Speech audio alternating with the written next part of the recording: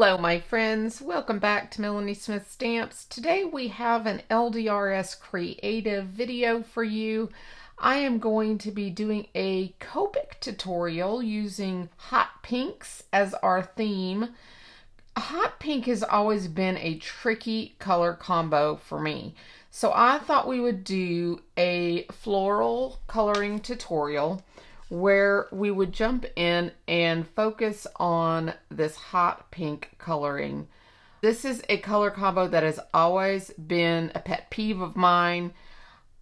When you're using pinks, pinks tend to desaturate themselves, meaning when you go over a darker color with a light ink, it bleaches itself out. Now that'll happen with any color of alcohol inks, but for some reason the pinks are very, very tricky. I am by far a pro at this, but this is one I've struggled with. And this is about as good as I can get it. And I am going to show you the process on this other flower today.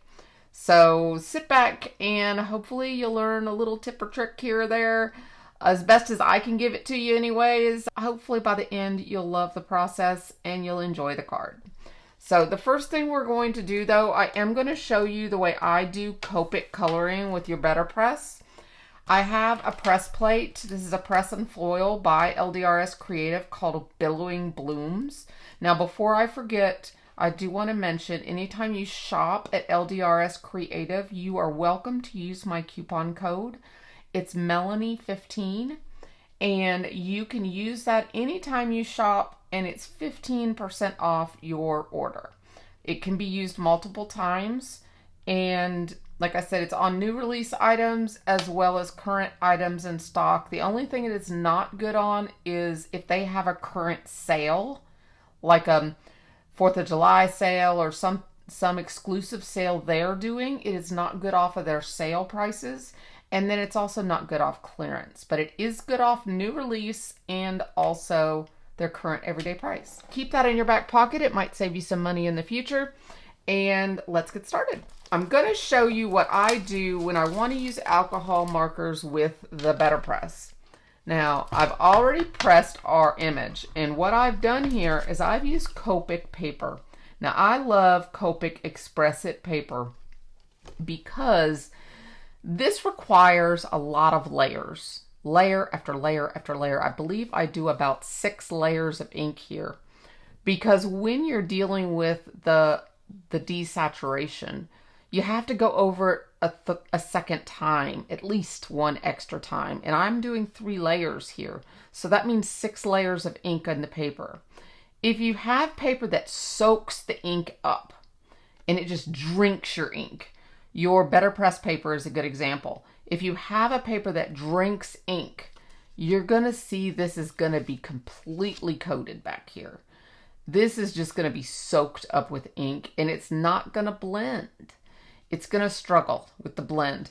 But even if it does blend, like some of your watercolor card will blend, it's going to just drink your marker up. And these markers are expensive. These are an investment. They work beautifully. They're the best on the market that I have found, that I have used. But they're an investment, and you don't want your paper to drink your ink, because then you're wasting ink. And ink is more expensive than paper. So this is a money-saving tip that if you get the right paper, you don't lose your precious ink. Like this is 6 layers, at least 6 layers, and it hasn't even soaked all the way through the paper. So that's my tip here, is to get Copic Express It paper. You can get it on the Spellbinders website. You can get it on Amazon. Those are 2 places that I have personally purchased it from. I think Dick Blick probably has it also. That's a great place to get markers. If you're looking for Copic markers or refills. ScrapbookPal also has it. I'm not sure if they have the Copic Express It paper, but I know they sell the Copic markers. So those are just great resources for you. So let's, while I was saying that though, is I use Copic paper in the BetterPress. And I did that because I wanted to be able to color on it. But I used Copic friendly ink as well. I didn't worry about the impression. I just used it to stamp with. Your BetterPress can stamp. It doesn't have to impress all the time. It's still impressive. It's just not impressing into your paper. It's still impressive though, because it stamps like a dream. So we're gonna go ahead and ink this up. Let me grab my ink. Okay, I'm gonna use Memento. That's my favorite ink for Copic coloring. We're gonna just stamp this. I'm just using this sentiment as an example that we'll use on this card later. And we're just gonna stamp it on some paper. I'm just doing this as an example to show you that you can just stamp with the BetterPress. This is going to be die cut out. Then we'll pull this off here. And we will die cut this out with the coordinating die.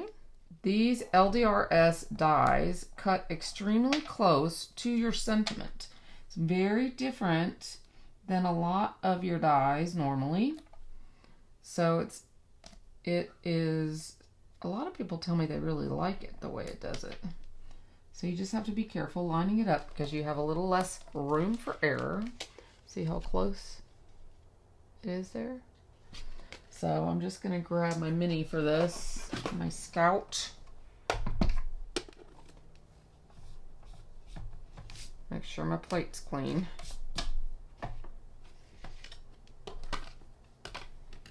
And we will run this one through.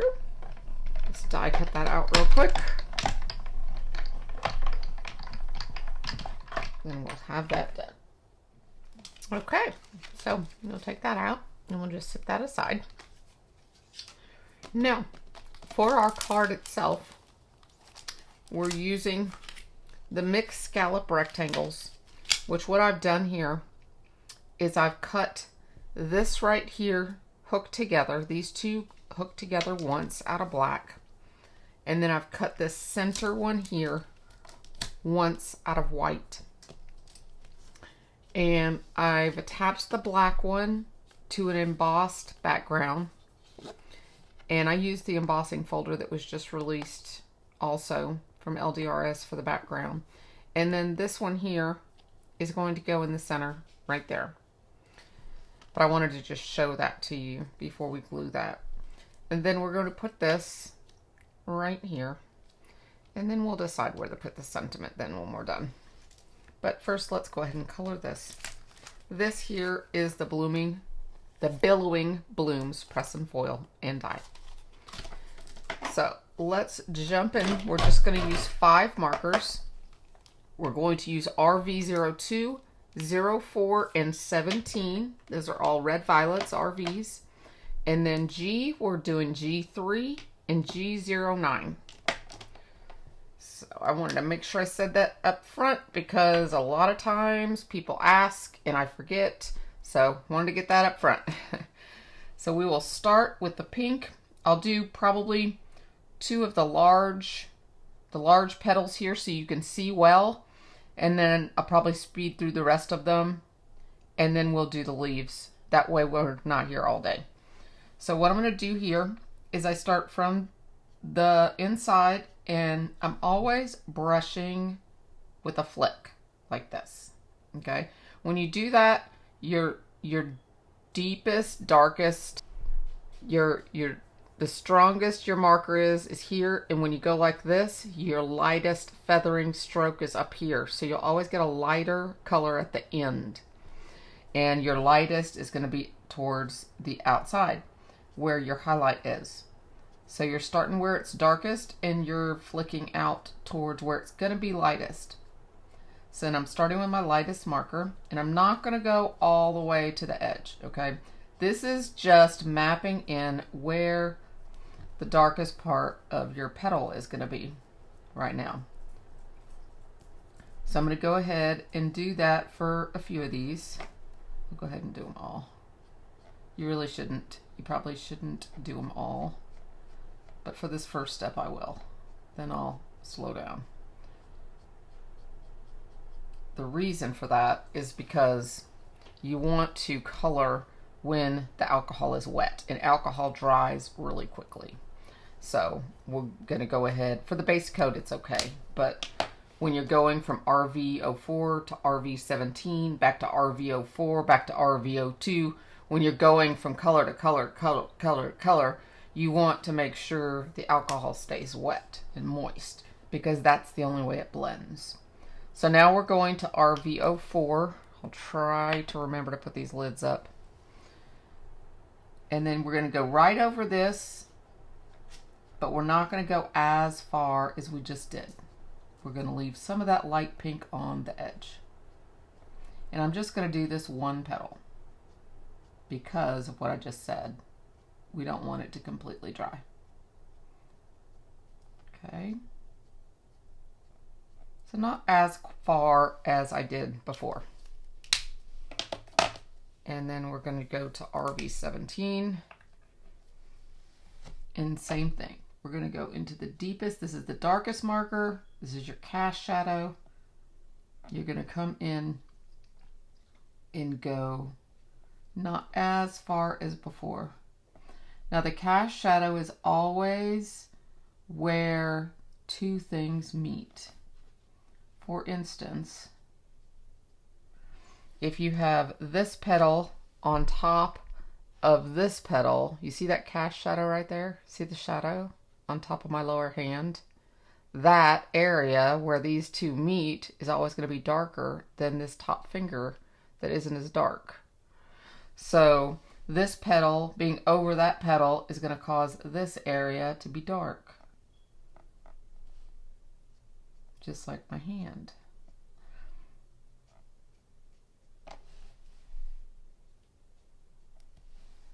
Okay, now, this is when it being wet is important. You're going to go back down now, and you're going to drag. You're not going all the way up to the top this time. You're going to start where these two ended, where that dark ended, and you're going to drag it out. You're not going to see it happen, okay? But you're going to drag that dark out with this medium color. You're going to put your marker down right where the dark ended, and you're going to flick out again. You're going to go past where you see the last color ending. And this is why you didn't want to fill that white space. And you're dragging out. This is when you'll start to see some potential bleaching. But the main bleaching is going to come now when you get to your lightest marker. And you're going to do the same thing. You're going to go over that light pink with this light pink. And you're going to start to see some bleaching effect happening. And you can choose to go all the way out. I usually don't. I usually wait to go all the way. And sometimes I don't go all the way to the edge. But if I pull this up to you right now and show you close up, you're going to see the bleaching I'm talking about. You see how that medium color is really... Let's see if it'll focus here. That medium color is really like gone away. And even the dark color is kind of muddy. You can see the light color on the tip is clear, but everything else is kind of muddy. You've lost the detail. Well, that's where you start over again. So you're going to go back to the dark marker and you're going to put a whole nother layer. You're going to start with your dark, and you're going to come in here, and this is why the paper is important, because regular paper can't hold all the ink, and it won't let you continue to blend. So I'm just going to put in the dark again, and I like to come down this one. It's going to just put a wrinkle right there. And then we're going to pull that out again with this medium.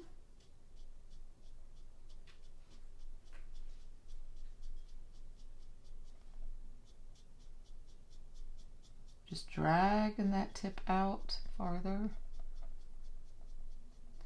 And by doing this second layer, you don't tend to get as much of the desaturation as you did that first time. And then just lightly flick this tip of this here. Remember, you're not going back here and doing it. If you go back here and do it, you're going to bleach out all of that dark. You want the dark. You want to embrace that dark, because that dark is what gives you all the detail in here. Okay? And you can even come in here if you want to. Living dangerously here. There's a crease right here. You can give a little dark there. You can give a little dark there. There's actually a crease right here. You could give a little dark too.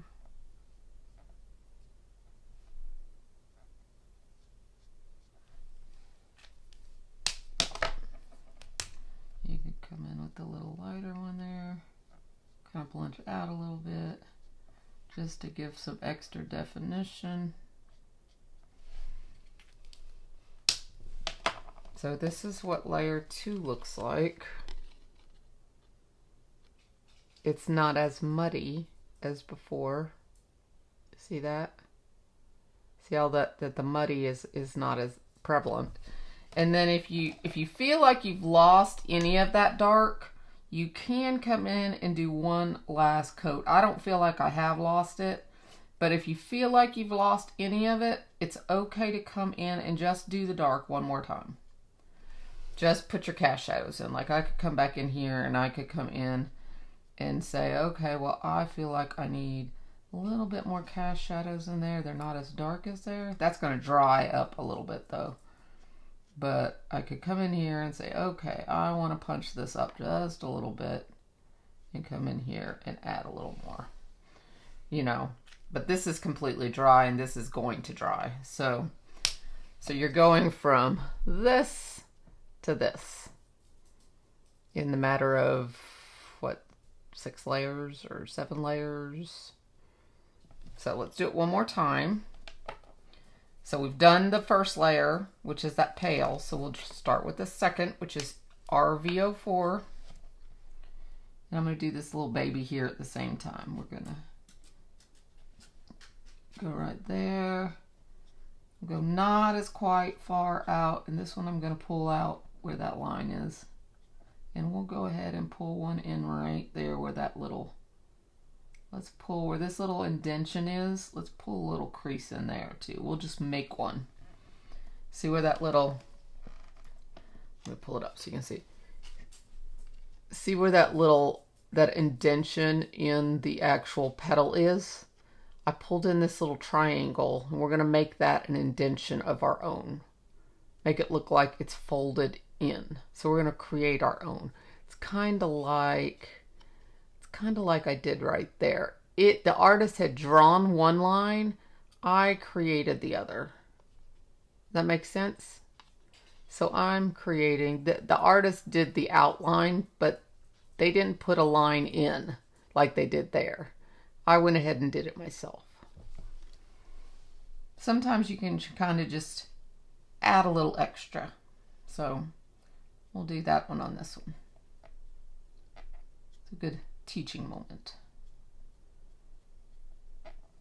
Okay, so we got that first little layer of RV04. Then we'll go to our first dark layer. I love how deep that is staying. This RVO or RV17. I have never used this combo before. I actually looked it up on Pinterest because I wanted a hot pink. I was actually going to coordinate with this, is what I was trying to coordinate with. And I didn't like the way, it just wasn't close enough for me. So I went with all black, black and white. It just wasn't close enough. I wanted it closer than that and I didn't get it. So, but still, it made me push outside my box trying to go for a new color combo. And I've never used one so far away. You know, usually I go 2, 4, 6, or, you know, like here, 3 and 9. The only reason I'm so far away there is because my 5 was empty. I was going to go 3, 5, and 9. But no, looking on Pinterest, I found a pink ribbon color combo, and I got some ideas from that combo on Pinterest, and I took 3 markers out of it and came up with this color combo. So that was pretty cool. Okay, so let's see where we're at. That was the dark.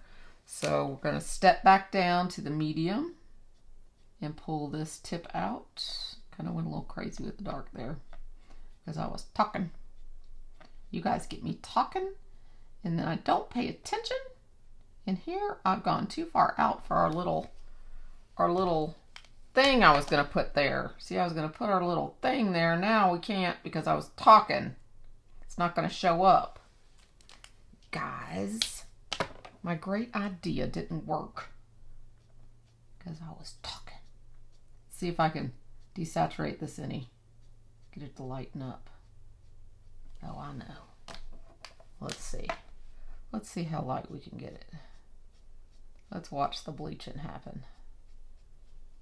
Will I mess it up or will I fix it? Let's see. Alcohol bleaches. Remember that. Alcohol bleaches.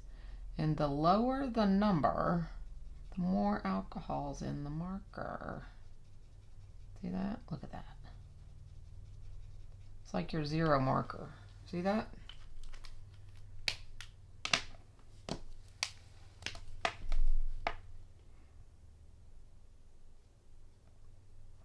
Look at that.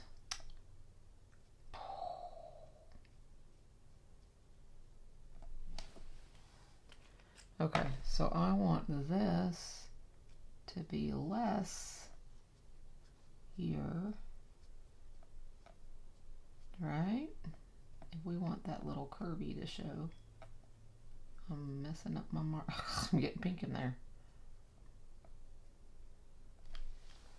All right, okay. Then we want this.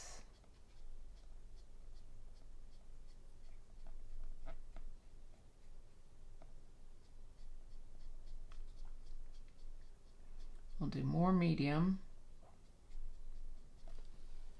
This one is not going to be as pretty as that other one. And then we'll do our light up here. And then we'll work it some more.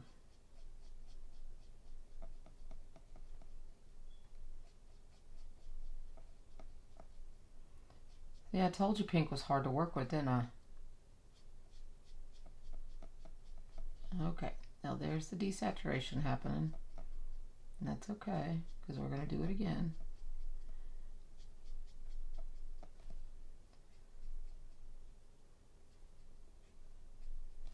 I need to get some of my, my 0 so I can clean up my mess right there, but I think I'm just going to wait and color over it because you know I can do this and make that the dark of that right there, like so.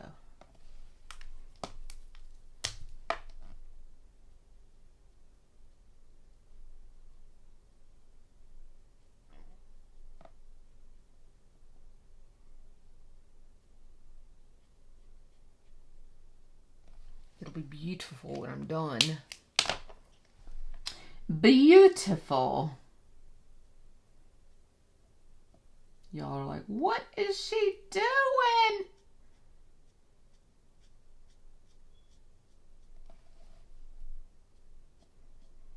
This is way it all happens, right? You get going and you gotta fix your boo-boos, and this is the way you learn, is to see someone fix their boo-boos. So I was talking and I wrecked my little curvature there, and I messed up my little curve. So we're fixing it, right? So it's coming along now. You just got to keep doing the layers. And if you don't have the right paper, you can't do this. How are we doing on the back? See? See how much more ink I'm using? You can't do this on other paper.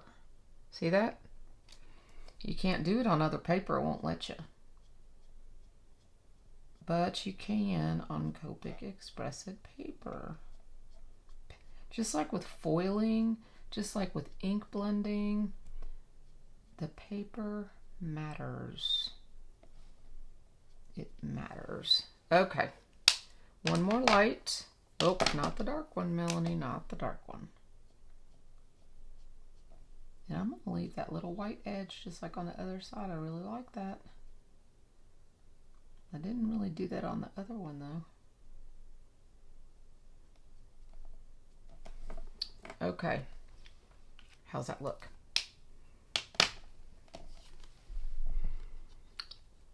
How does it look? I fixed that, guys. Ta-da.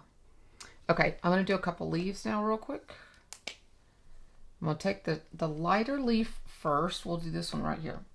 The lighter leaf first, and I'm actually going to do the whole leaf. This is really easy. I figured we're doing a lot of complicated with the pink. Pink is hard. So I'm not going to make it hard for you with the leaves. We're going to just fill this leaf in. And if you want more highlight, just don't take it all the way to the end. Leave your white space and don't go over that white space until you get to the end, after you shade these two together. I do that a lot when I use two markers. So give yourself some dark and then just blend the two together with a couple flecks. And that's all you gotta do, just so you see a dark and light. So if you want more light, take it and take the light and don't go to the tip like so. Okay. Like that. Leave the tip white.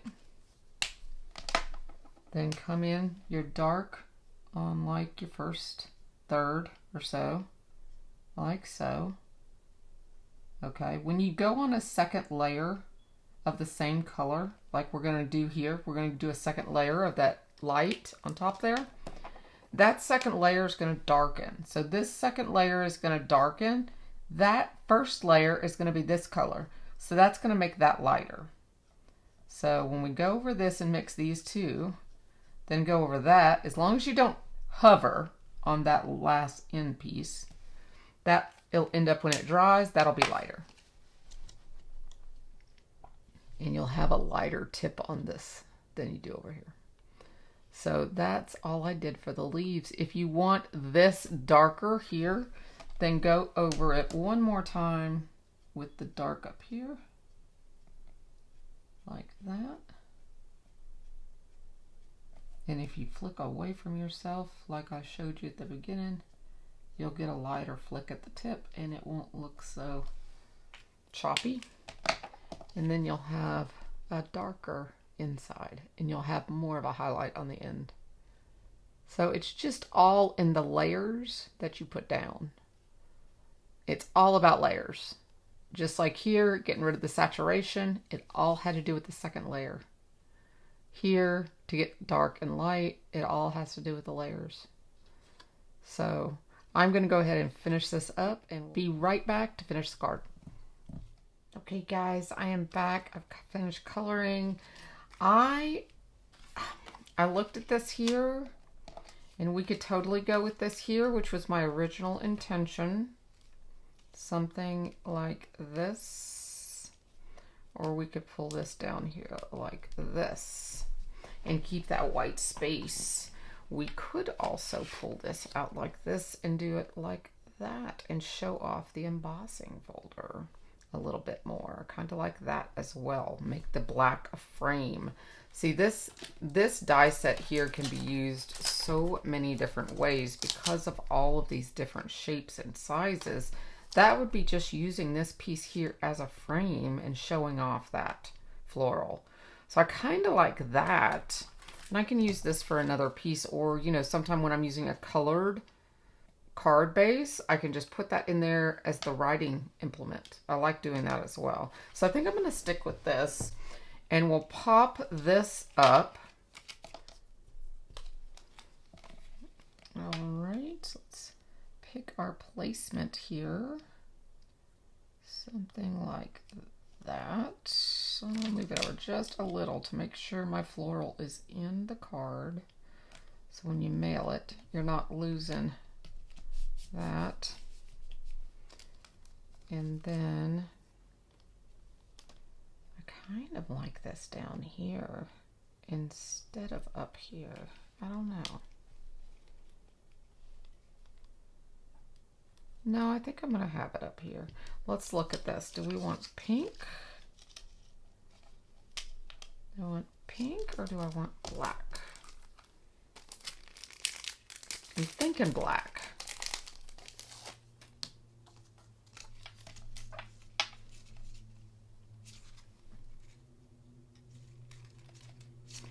I'm going to use some black ones.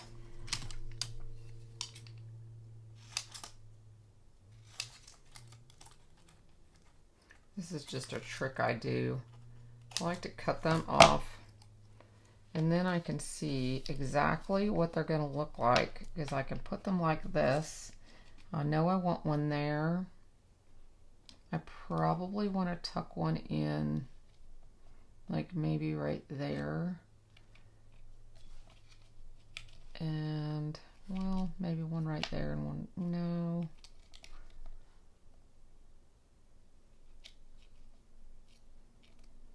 One right here and one right down there, I think.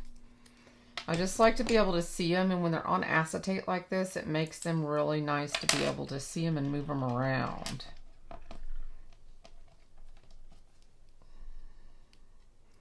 And my alcohol fingers. My fingers get messy when I color. I'm going to put one right there. I am going to put one right up here and one right. Whoops, not right there. No. Well, we might end up with one right there. I don't want to rip my color in. Okay, we're getting one right there, so we're getting 5.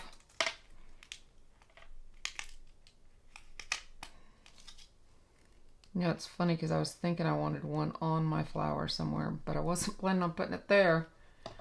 Okay, so 1, 2, 3, 4. We need one more for 5. So how about we put it right there. I can't believe that dropped right on the flower. Makes it an original. It was meant to be there. It's art. One of a kind. And you know what? All of your projects are one of a kinds too. So embrace the moment and enjoy every second, because every one of your projects is special, just like you are. There you go. Thank you for sticking around with me today, and I hope you will come back and see me again real soon. Turn me on to craft with me, or come over to the group, Craft Life Together with Spellbinders and more. LDRS in the house today. And if you're shopping at LDRScreative.com, make sure you use my coupon code Melanie15. It lets them know that I sent you their way, and it gives you a 15% off discount every time you use it. So thank you so much for your support, and I will see you this weekend. Bye bye, my friends.